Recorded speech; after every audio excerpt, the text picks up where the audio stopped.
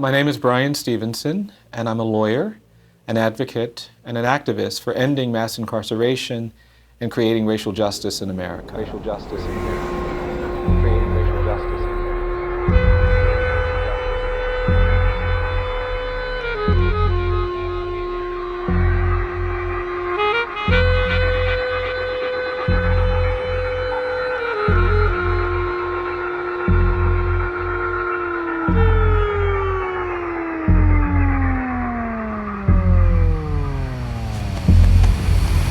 I've been trying to say something about our criminal justice system. Whenever you're talking about a violation of basic human rights, a violation of basic human dignity, your first requirement is to make sure people see the humanity of the people who are experiencing these injuries. In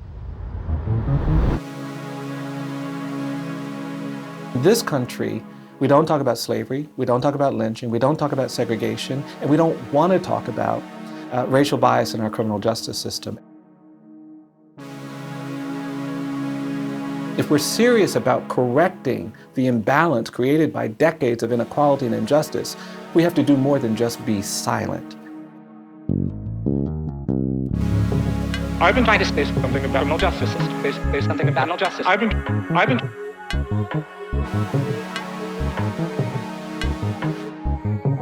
This country is very different today than it was 40 years ago. In 1972, there were 300,000 people in jails and prisons. Today, there are 2.3 million.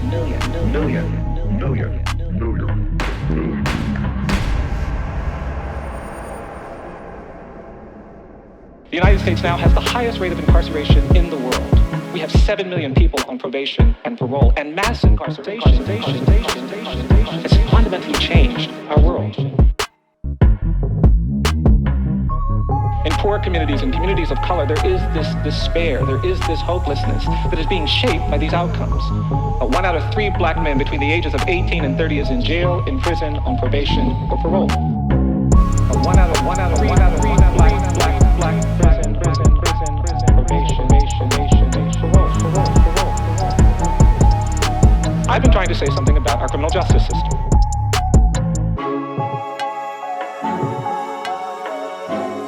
Our system isn't just being shaped in these ways that seem to be distorting around race, they're also distorted by poverty. We have a system of justice in this country that treats you much better if you're rich and guilty than if you're poor and innocent.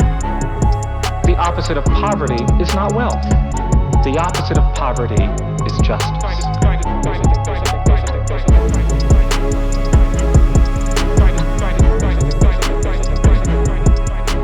I've been trying to say something about our criminal justice system. The United States is the only country in the world where we sentence 13-year-old children. The United States is the only country in the world, 13-year-old children.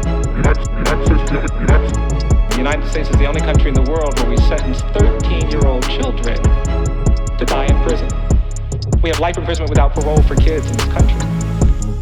Only country in the world. We love innovation. We love technology, we love creativity, we love entertainment. But ultimately, those realities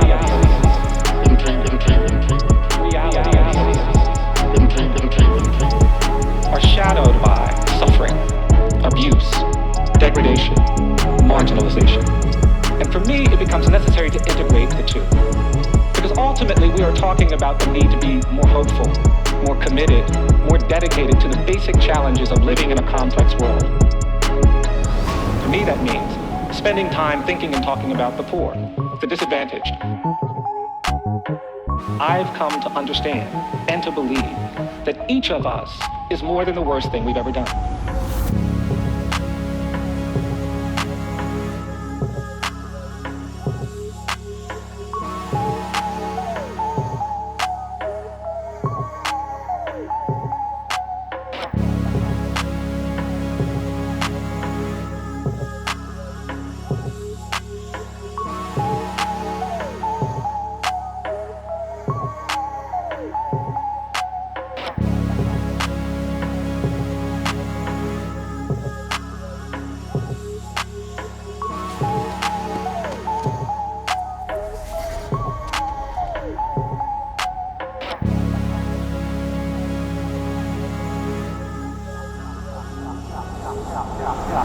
I think the character of any society, its commitment to justice, its commitment to the rule of law, has to be evaluated not by looking at how it treats the rich and the powerful and the privileged, but by looking at how it treats the poor, the incarcerated, the disfavored, people living in the margins of society. Our response to them, our relationship to them, reveals our true character.